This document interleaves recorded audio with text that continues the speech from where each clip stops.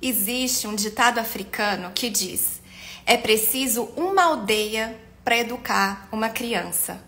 E muitas pessoas aproveitam dessa frase para falar sobre a importância de rede de apoio. Mesmo quem não tem filhos ou tem filhos já adultos, teoricamente deveria estar disponível para ajudar nos cuidados das crianças da família ou da aldeia.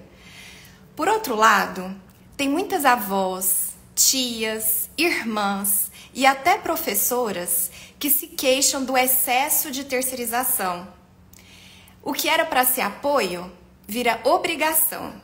O que era para ser ensinado em casa passa a ser cobrado da escola. Então, afinal, existe um equilíbrio para dividir cuidados na criação de filhos?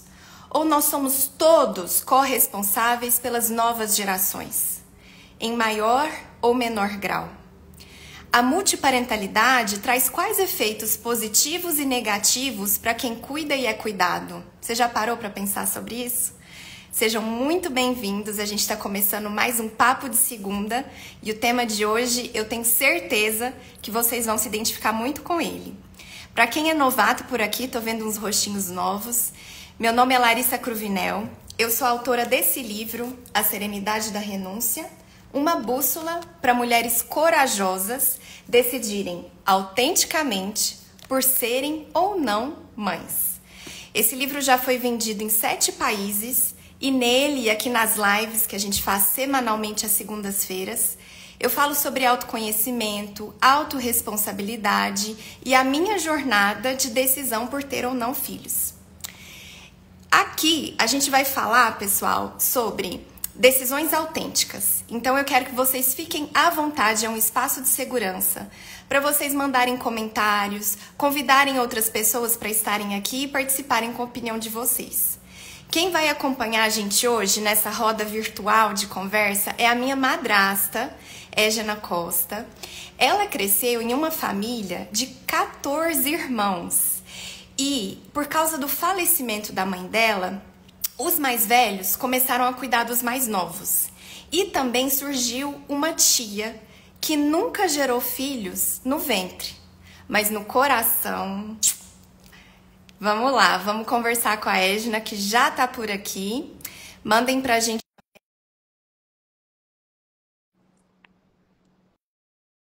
A gente tá falando de Uberlândia, Minas Gerais. Oi, Égena. Olá, boa Boa noite. noite, tudo bem? Tudo bem, e você? Tudo ótimo, tô empolgadíssima para nossa conversa. Então, temos muito o que falar hoje, né? Eu imagino que várias pessoas que são seus pacientes ou que convivem com você não sabem da missa metade, né, Égina? De tudo Hum. que a gente vai falar hoje, dos laços afetivos que você tem com seus irmãos, sobrinhos. Então, acho que vai ser um papo bem cheio de carinho, É né? uma história bem, E bem é diferente, né? diferente. Começar pelo tanto de irmão, né? Eu queria, por favor, que você compartilhasse, para quem não te conhece, se apresente como você preferir e também responde a pergunta que eu sempre faço na abertura das lives, que é: você acha que ser mãe é para todas as mulheres? Eu sou Égina, sou médica, sou a segunda mais nova de uma família de 11 irmãos de mesma mãe e mais 4 de mesmo pai, né? Então, eu sou a quase caçula da filha da geração da mãe com o pai. Eu acho que, respondendo a sua pergunta, que não necessariamente. Ser mãe não é uma coisa obrigatória. Hoje a gente vê cada vez mais gente fazendo opção de não ser mãe. Eu não fui mãe, mais por contingências, né, do que por escolha. E sou hoje, isso não me causa nenhum, mas nada de problema. Eu falo abertamente sobre como foi o processo de tentar ter filho, Legal. a frustração, né, de não conseguir, sem nenhuma dor. Então, hoje eu sou plena. Isso não é uma coisa que me traga assim 10% de tristeza, sem ser mãe. Uhum, bacana. Eu acho importante você colocar, porque a gente fala muito aqui que existem maternidades e não maternidades sempre no plural. Então, eu, particularmente, escolhi não ter filhos biológicos. Você, por circunstância, não esteve. Mas você é uma mãe marginal, né? No sentido de madrasta que acaba abraçando e entrando junto dos problemas dos enteados, né? Não tem como ser totalmente isenta. Então, É. eu acho bacana porque aqui a gente vai falar disso e vai falar também, é, principalmente porque você teve uma mãe que teve muitos filhos e eu imagino que para os filhos mais velhos, ela acabou sendo uma mãe que não era tão presente. No sentido de todas as responsabilidades com bebê e crianças menores que ela tinha que suportar. Então eu queria que você contasse pra gente assim, o que que você lembra mais dos irmãos dando bronca, dos pais dando bronca? Conta um pouquinho assim, como foi crescer num lar tão numeroso. Então, a minha mãe morreu quando eu tinha 2 anos só. Eu tenho flashes de lembrança dela, mas são flashes só. Flashes. A minha irmã mais velha conta uma coisa engraçada, que ela sempre lembra da mamãe grávida. Ela sempre estava grávida. Aham. E claro, né, sempre foi. Os mais velhos foram, mesmo quando a minha mãe estava viva, foram assumindo um pouco a criança que nascia, né? Um ia cuidando do outro. É, depois, né? Quer dizer, quando eu me lembro, e aí quando a minha mãe já tinha morrido, é, é muito interessante porque a nossa sociedade era baseada nos irmãos. Hum. O meu código de ética era ditado, eu não fazia nada errado porque eu tinha medo do que os meus irmãos iam achar. Uhum. Não por medo do pai, da tia, enfim. Uhum. Então era muito mais dos irmãos mais velhos, quer dizer, a gente foi criando um código de ética baseado nisso, nos irmãos. Então houve um círculo aí de influência moral e de educação dos irmãos um sobre o outro. Bacana. Assim, até para famílias que têm pais vivos, né, e famílias pouco numerosas, os irmãos mais velhos geralmente são essa referência também, né? Assim, até muitos pais falham em comparar os mais novos com o mais velho, do tipo, você tem que ser igual ao seu irmão, ou cobrar do mais velho ser exemplo para o mais novo. Então, existem essas dinâmicas, sim. Uma curiosidade que eu tenho porque eu, falando um pouquinho de mim, em alguns momentos, por minha conta, assumi papel de mãe com meu irmão. Então, assim, ao invés de ser, assim, trocar ideia, conversar, eu ia para um lado da bronca, de querer dar castigo, de querer cobrar ele de estudar. E isso era meu. Nem meu pai nem minha mãe me pediram para isso. Você percebe que seus irmãos eles foram para esse lugar de cuidado por necessidade, por escolha? Outras pessoas da família, outros tios tentaram entrar. Como que foi essa dinâmica? Sim, teve muito disso, e acho que por necessidade mesmo, né? Em determinado momento, algum irmão que teve que até amadurecer rápido demais para assumir os outros, né? E eu penso que, assim, na minha situação, não foi muito por opção, foi mais por necessidade mesmo, Uhum. né? Muitas vezes a gente vê um irmão um pouco mais velho que cuida do mais novo, e os pais estão lá e até tentam inibir isso, mas não foi a minha situação, né? Não foi a nossa situação. Lá um começou a cuidar do outro, e isso hoje é muito dinâmico, né? Quer dizer, em determinado momento alguém está precisando, e aí aquele que te cuidou, você passa a cuidar. E isso é uma coisa muito dinâmica hoje, né?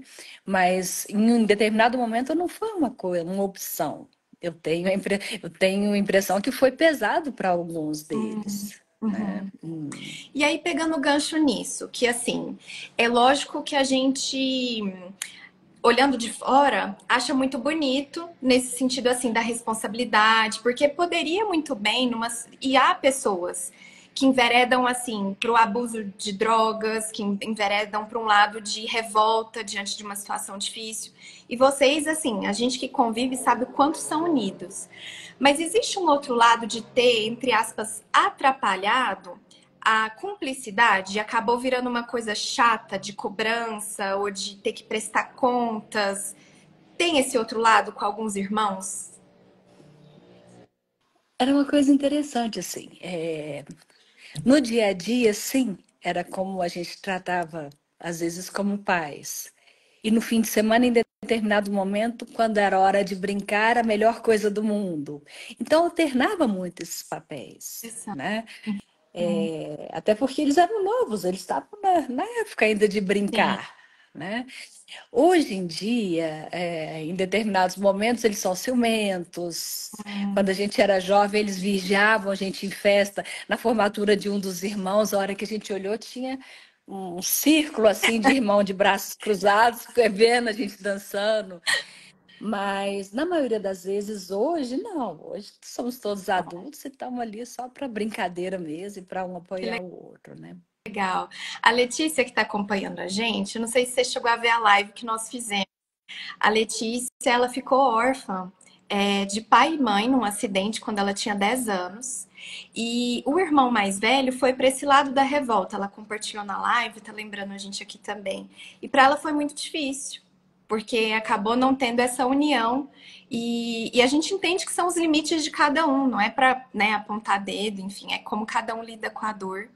Mas é interessante a gente pensar sobre isso. E aí, eu fiquei pensando, já imaginando essa situação dos irmãos ciumentos.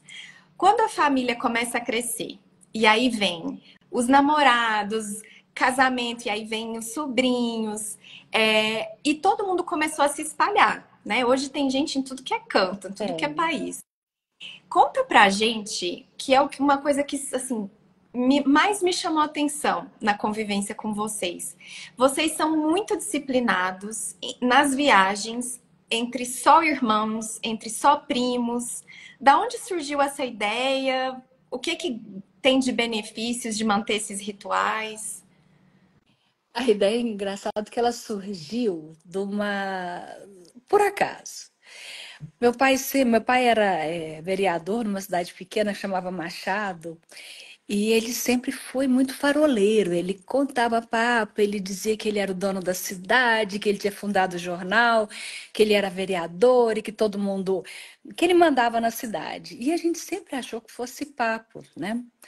Um dia, um irmão falou: Ah, eu tenho vontade de voltar a Machado e ver como é que é e tal. E aí todo mundo foi falando: Ah, eu vou também, ah, eu vou também. Como Machado não tem nenhum glamour, fomos só. Quem se dispôs aí foram só os irmãos, nenhum marido ou esposa ia querer ir para uma cidadezinha no sul de Ah, Minas.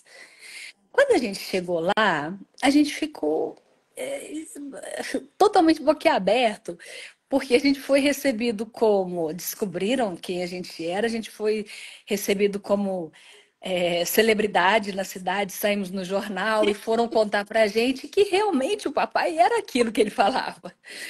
Tinha nome da rua para ele e tal. E aí foi muito marcante esse fim de semana lá. legal. E aí, como tinham ido só os irmãos, a gente falou, a gente podia todo ano reunir só os irmãos, porque é diferente. Você não tem que dar atenção para filho, nem para marido, nem para, enfim. E a Uhum. gente fica muito naquilo de só conversar mesmo, né? E só entre eles. E aí depois teve um segundo que foi, era sempre em cidades com pouco glamour, até para não despertar Ah, ciúme do é, cônjuge, né? E aí isso foi evoluindo e agora a gente já, no mês que vem, vai fazer o 17º, só irmãos, que aí só vamos nós, né? Quer dizer, Na verdade, foram os filhos do primeiro casamento, porque foi essa contingência, né? A gente tem muito contato também com os filhos do segundo, enfim, e gosta muito, mas nessa coisa do só irmão, são os filhos da Helena e do Geraldo que vão.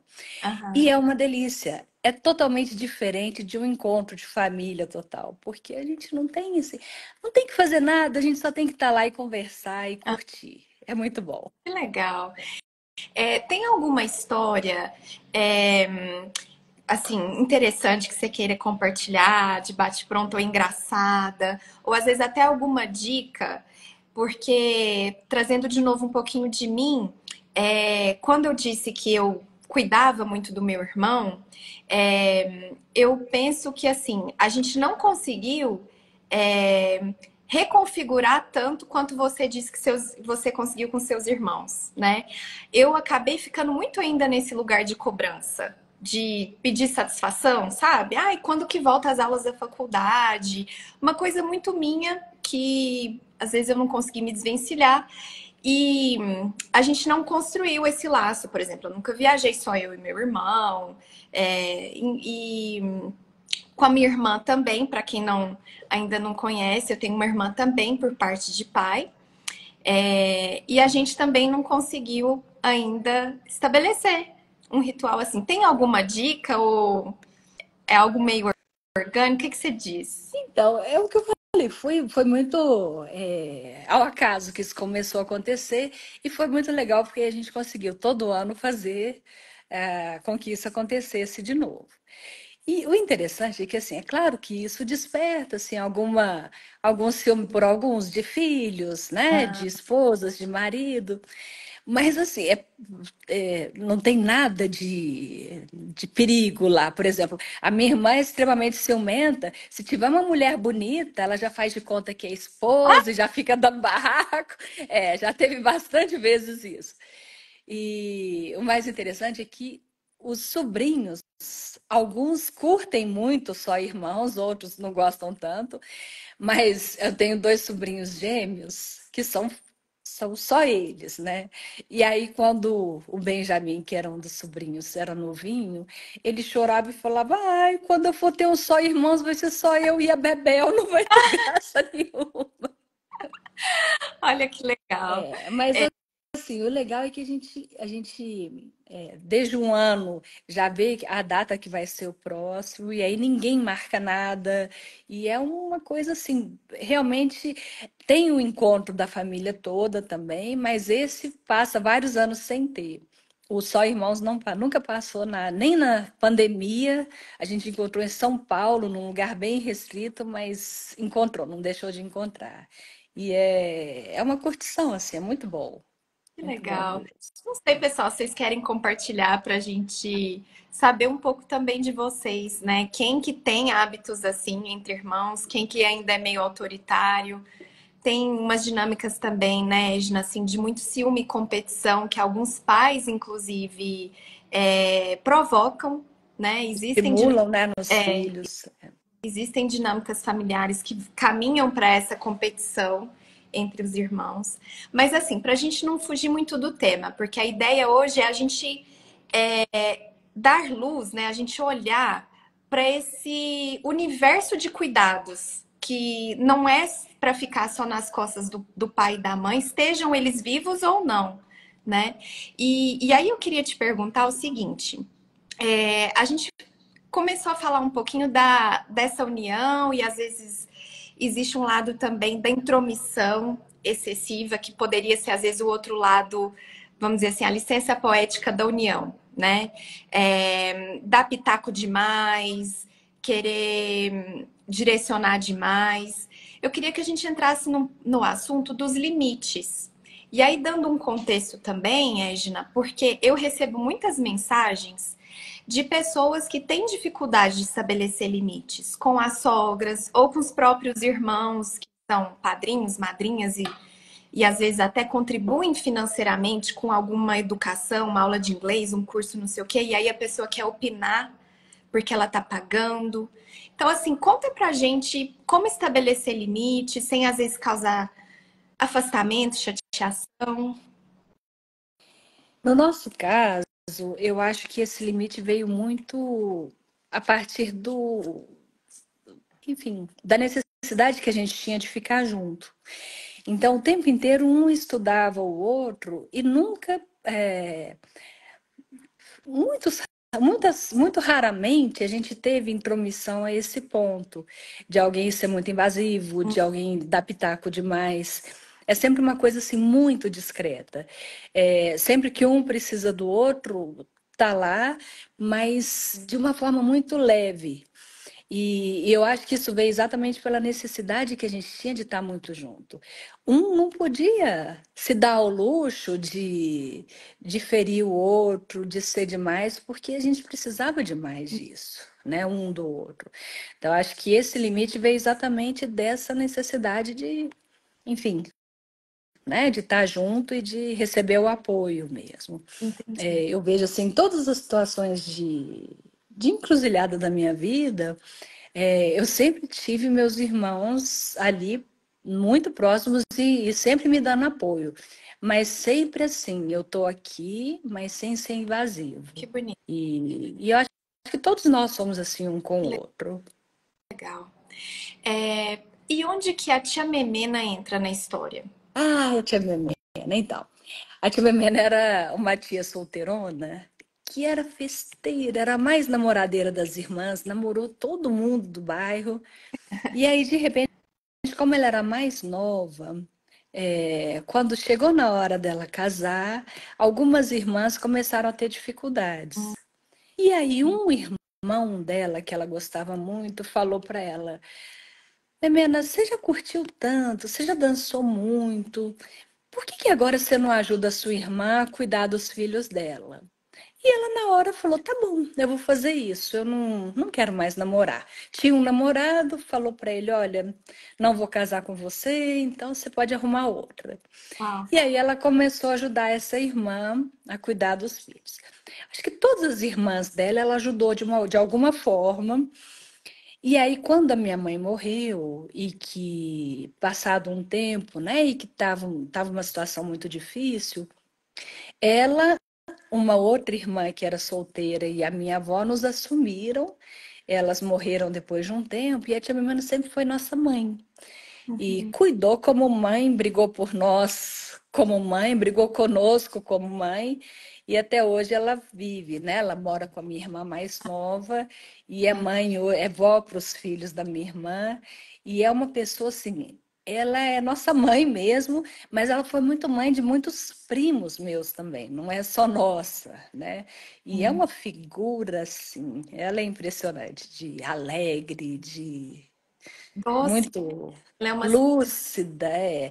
Tá hoje com 89 anos e é uma figura mesmo, uma graça conversar com ela, tem um monte de história, é muito alegre, então é muito bom. legal. E aí, assim, pra quem te conhece muito bem, sabe o quanto que você é uma pessoa assim forte, independente.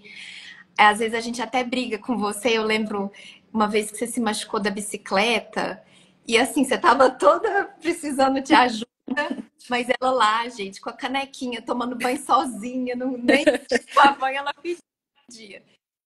Mas curiosamente, aí eu conversei com você antes, né, quando a gente estava batendo a pauta, assim, você escolheu como hobby, né, como uma paixão, o ciclismo, que é um esporte coletivo. E aí acaba que o problema de um no pelotão vira o problema de todo mundo. Se um fura o pneu, todo mundo tem que parar para resolver e tudo mais.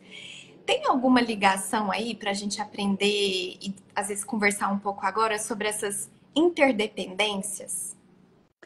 Eu acho que o ciclismo ele é muito bom, ele é muito lúdico por isso. Ele primeiro te leva para a infância, você brinca, você compete e tem muita essa interação entre as pessoas, né? Realmente estragou a bicicleta de um, assim, 1000 vezes passava alguém, me dava uma câmera de ar que eu nunca mais vou ver. Então, às vezes, eu até tentava achar para comprar outra, né? Achar a pessoa e não tem essa. Então, eu acho que isso a gente vai aprendendo na infância, né? Esse cuidado, e é muito bom exercitar isso no ciclismo, né? É gostoso. A outra coisa legal é que você acaba meio que sendo, por exemplo, hoje eu sou uma das mais velhas, né? Porque meus amigos todos são novinhos. Eu vi aí agora, ó, o Davi Motoca, ele é novinho, tá com 12 anos, um menino super bom no ciclismo, e a gente acaba sendo que meio tia, meio mãe desses meninos. Isso é muito legal, assim, ajudar, às vezes sendo referência, às vezes cuidando mesmo, ajudando no que dá, né? Eu acho que o ciclismo é uma família mesmo. Eu acho que tem muito a ver com isso, né? Com a família que se adota. E é muito bom, é muito lúdico por conta disso. Que bacana. Eu vejo, pessoal, queria saber se vocês concordam, assim, que a nossa conversa ela tá tocando em muitos pontos relacionados assim. Quando o apoio vira obrigação, ou é um apoio forçado, gera desgaste. E é isso que muitas vezes eu percebo como conflito nas pessoas com quem eu converso. Então, assim, existem avós que acabam recebendo a obrigação de buscar o neto todos os dias na escola, de levar para as atividades extracurriculares, de às vezes ficar no final de semana. Mas isso não é conversado. E aí para de ser um apoio, não é nem mais uma sustentação também, acaba virando um excesso. E o que a gente tem falado aqui é o quanto que o cuidado, quando ele é espontâneo, quando ele, claro, é necessário, às vezes exige que a gente amadureça, exige que a gente saia da nossa zona de conforto ou do nosso mundinho para apoiar quem precisa, mas que apoio ele precisa ser mútuo, né? Então, assim, o que a gente quis trazer nessa conversa de multiparentalidade é da gente abrir diálogos dentro das famílias, entre as avós e as noras e as filhas e as madrastas e os irmãos, para que a gente se ajude sem ser invasivo, sem ser cobrado por isso, e que quando a gente apoiar, a gente também não se ache no direito de cobrar de volta ou de querer impor condições de volta. Né? Acho que a gente quis, de uma forma leve, trazendo a história da Edna, trazendo um pouquinho da minha, levantar essas reflexões com vocês. Tem uma pergunta, Edna, a gente está caminhando para o encerramento, que eu gosto também de fazer, que é: o que é serenidade para você? Serenidade é um estado de equilíbrio que a gente demora muito, muito, muito a conseguir atingir e que eu acho que tem que ser uma meta. Você sempre vai ter uma parte da balança pesando na outra, e quando pende para um lado só, isso gera desequilíbrio, né? E a serenidade está exatamente em saber pontuar cada um dos lados da sua vida e para que nada seja pesado, né? Que nada tenha uma força grande demais para puxar para aquele lado. Então, a serenidade é quando as nuances da sua vida deixam de te incomodar. Né? Eu Legal, acho que é isso. legal. Porque sempre vai ter nuances, né? Mas é a Sim. gente entender que não esperar tudo perfeito. Gostei muito, obrigada. Eu queria trazer para vocês, pessoal, sempre no final da live, eu compartilho um trecho do meu livro. Para quem tiver interesse em comprá-lo, ele está disponível na versão digital na Amazon. O link fica na minha bio. E também a versão física tem em algumas livrarias ou diretamente comigo. Vocês podem mandar a mensagem no direct. Eu envio para todo o Brasil. Eu quero ler um trecho onde eu falo de duas amigas que têm dificuldade com as mães como rede de apoio. E aí eu separei, ele faz parte do capítulo 10, que se chama "E se houvesse um manual para orientar a decisão sobre ter ou não filhos?". E aí eu vou dar nome porque foi autorizado. A Larissa Paz, amiga, mãe de 2, vivia compartilhando comigo vídeos sobre maternidade real e também as suas próprias histórias de mini surtos na árdua missão de conciliar maternidade e trabalho. Encontramos-nos por acaso na biblioteca municipal. Enquanto jogávamos memória com a Maria Flor, sua filha mais velha, Larissa abriu seu coração de uma forma muito emocionante para mim. Pouco depois, a termos falado por horas sobre renúncias, decidi o título do livro juntamente com ela. Larissa foi a pessoa que me apresentou ao conceito de mãe-doteca, um espaço criado para que as mães possam deixar os seus filhos enquanto vão a algum compromisso de última hora e não tem como levá-los ou deixá-los com algum cuidador. Eu não fazia ideia do quanto é desafiador e comum ser deixado na mão por babás que cancelam em cima da hora, ou pior, deixar os filhos aos cuidados de mãe, sogra, tia, irmão ou outra boa alma, mas ter que ouvir broncas inconvenientes, mas proferidas na melhor das intenções. Como a vez em que uma amiga, divorciada havia 3 anos, finalmente saiu com um novo date, mas de hora em hora recebia mensagens da mãe com fotos e comentários sobre os netos, até que no motel recebeu uma ligação. E aí, você demora muito a voltar? Ao me relatar esse episódio, minha amiga acrescentou o desabafo. A melhor rede de apoio, Lala, é a que a gente pode pagar. Amo a minha mãe e que ela me ajude com as crianças, mas odeio que ela faça isso comigo. E aí, dois relatos bem diferentes do que a Edna trouxe, mas o que a gente gosta aqui é de pôr na roda pontos de vista, perspectivas diferentes, contextos diferentes para a gente pensar. E quero te agradecer pelo seu tempo com a gente, Edna. Foi ótimo. E se você quiser compartilhar algum contato do consultório ou dica para te encontrar na trilha, fica à vontade também para deixar seus contatos. Tá certo. Vamos, eu acho que é muito interessante isso que você tem feito, enfim, pensar um pouco diferente do que dita a sociedade hoje, né? Eu acho que isso é bem legal, ser ou não ser mãe. Se for mãe, é a maneira melhor de se comportar como mãe para não sofrer tanto, para criar melhores filhos, né?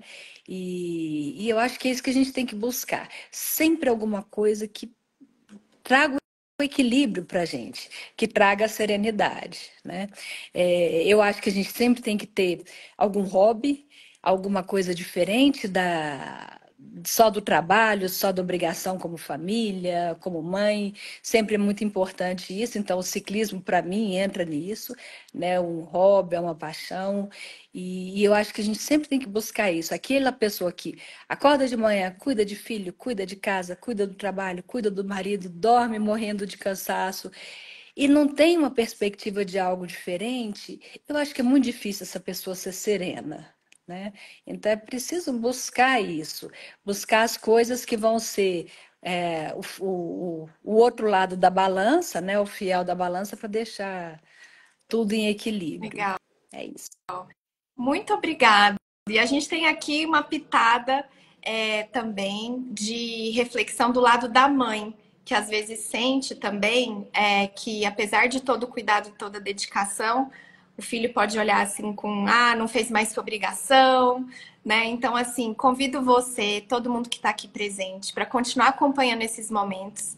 São rodas de desabafo, rodas de reflexão, para que qualquer pessoa que esteja em dúvida, ter ou não um filho, mais de um filho, ou optar por não ter, mas que faça isso não por pressão social ou familiar, que faça isso consciente, com base nos seus valores e sem esperar que filho vai reconhecer, filho também sem esperar que a mãe ou o pai vão ser perfeitos e dar tudo que a gente precisa, porque viver é complexo pra caramba e a serenidade está exatamente na gente entender que muita coisa não teremos resposta, não teremos completude e é assim. Deixa estar. Né?